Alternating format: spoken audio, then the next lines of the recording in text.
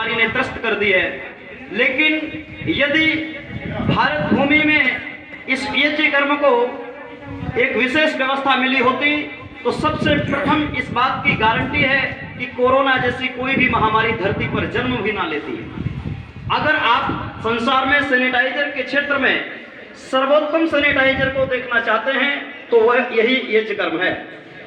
यदि आप अपने घर को वायरस मुक्त करना चाहते हैं तो यज्ञ करिए।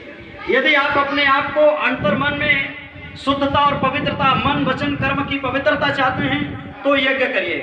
यदि संसार में आप निर्भय होकर जीना चाहते हैं, शत्रुओं से विजय प्राप्त करना चाहते हैं तो यज्ञ करिए। मैं यहाँ तक कि संसार में आपको जो कुछ भी चाहिए, अर्थात ये यज्ञ हमारा कल्प वृक्ष है, इसके निकट उपस्थित होकर के संसार में हम जो कल्पना करते हैं वो हमारा अवश्य पूर्ण होता है। इसलिए किसी कवि ने लिखा भी है कि होता है सारे विश्व का कल्याण यज्ञ से, जल्दी प्रसन्न होते हैं भगवान यज्ञ से। होता है सारे विश्व का कल्याण यज्ञ से, जल्दी प्रसन्न होते हैं भगवान यज्ञ से।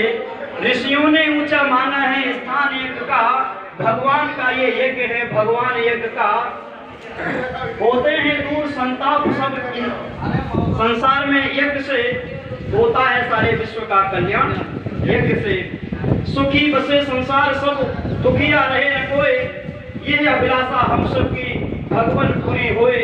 यदि इस कामना को संसार में हम पूरा करना चाहते हैं और इसके लिए अगर कोई कर्म की व्यवस्था है तो यज्ञ से बड़ा और कोई दूसरा कर्म नहीं है। मैं अपना संपूर्ण जीवन यज्ञ को समर्पित करते हुए, यज्ञ नाम केवल आहुति देना का भी नहीं है, यज्ञ नाम जितने भी परोपकार के कर्म हम कर सकते हैं, संसार में परोपकार का नाम ही यज्ञ है।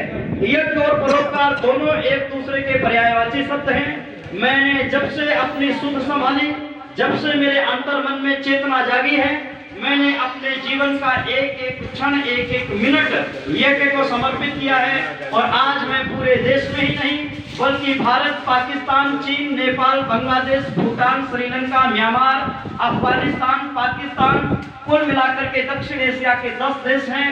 मैं अखंड भारत के इस प्रकल्प में 10 देशों को जोड़ करके एक बहुत ही विशाल शक्ति बनकर के इस भारत को देखना चाहता हूं। इसलिए मैं एक अभियान भी चलाता हूं, अखंड भारत अभियान।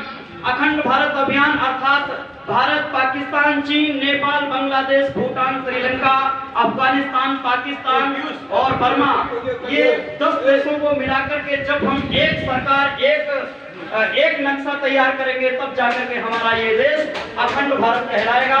इसके लिए मैं अखंड भारत मिशन में साउथ